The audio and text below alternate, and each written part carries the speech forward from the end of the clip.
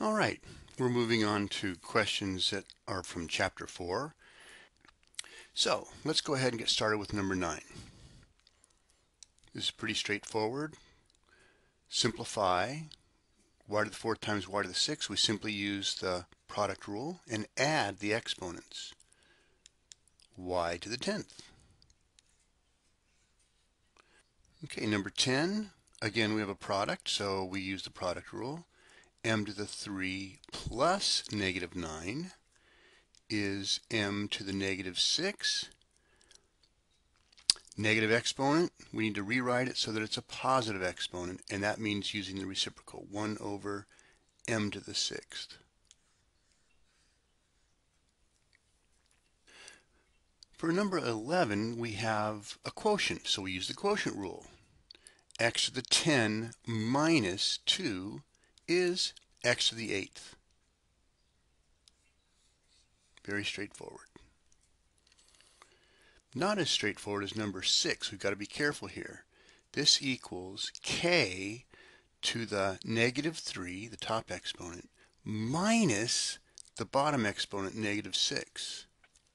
And what we have here is a double negative, so I'm going to make this plus positive 6. And now this becomes k to the negative 3 plus 6, which is k to the 3. And that's done. That's complete. In number 13, this is not the product rule, this is the power to a power. So we have a power raised to a power. This is going to be x to the 2 times 5, or x to the 10. In number 14, it's the same thing, except you've got to be careful with the numbers. X to the 3 times negative 4,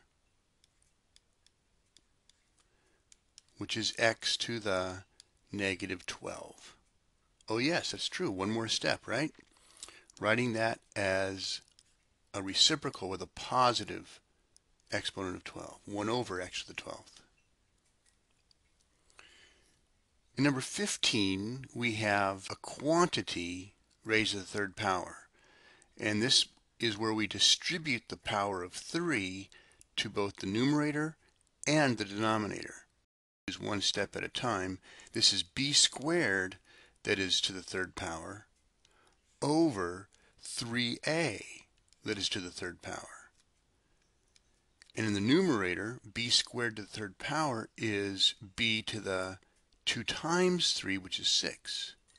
In the denominator, 3 is being cubed, well that's 27, and a is being cubed, a cubed. Here we're going to add, and when we have parentheses, oftentimes I put a 1 in front and distribute the 1. In this case it's going to be very simple. 4x cubed plus 2x squared minus 3x minus 8.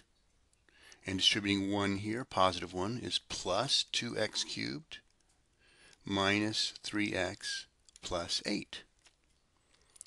There's a lot of stuff going on there, so I'm going to rearrange them in descending order. 4x cubed plus 2x cubed plus 2x squared minus 3x minus 3x minus 8 plus 8.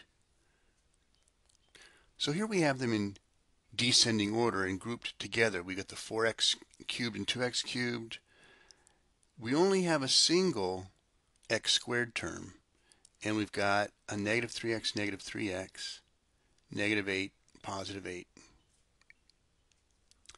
And this is now 6x cubed plus 2x squared minus 6x, and then plus 0, which we do not need to write.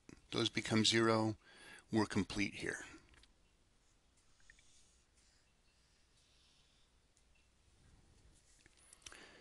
Number 17, we subtract. And again, I prefer to put 1 times in front of each grouping so I know what I'm distributing.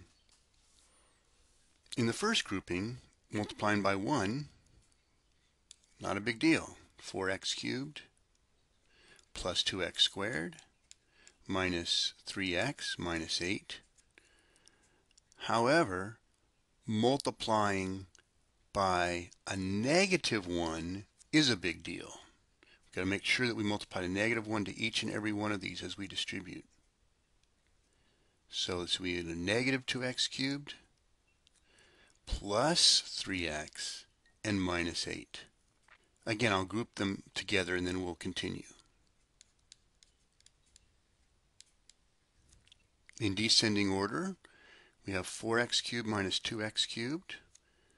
We have a 2x squared, a minus 3x plus 3x, and minus 8 minus 8. This gives us 2x cubed plus 2x squared. The x's become 0, so we don't have any of those, and minus 8 is minus 16.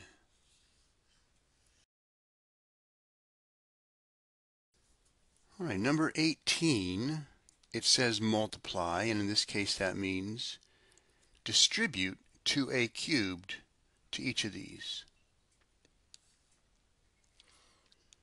2a cubed times 5a squared is 10a to the 5th. We add the exponents using the product rule. Minus 8a to the 4th plus 2a cubed. One step, that's it. In number 19, we have a binomial times a binomial. We can think of this as the FOIL method, or we can think of it as distributing 2b first and then distributing -1. 2b times 3b is 6b squared, and 2b times 4 is plus 8b. And now distributing -1, we get minus 3b and minus 4. Combining like terms, 6b squared plus 5b minus 4. In number 20, we're asked to square a binomial. Well, there is a one-step method, but it's not required that we use that. Instead, we can think about what that actually means is 2x plus 5 times itself. And using the one-step method is fine, but this time I'll just, again, one step at a time. FOIL, if you want to think of it that way.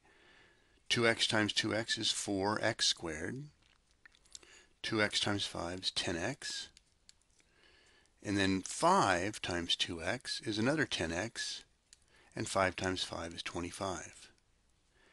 Now I will caution you, there is great temptation to simply distribute that 2 to each of these. Well, that would give us a 4x squared and a plus 25, but notice how these two middle terms would not be included doing it that way. So that's not appropriate. I'll get rid of these up here. Let's continue and finish this. 4x squared plus 20x plus 25.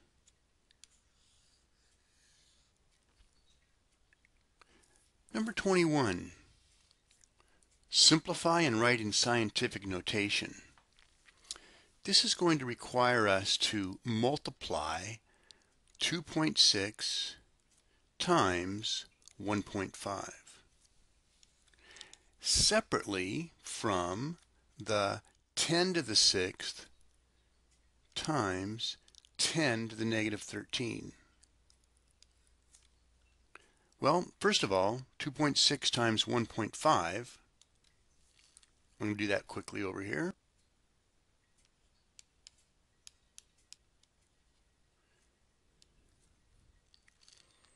Okay, multiplying those, we get 3.90, which we can then simply write as 3.9.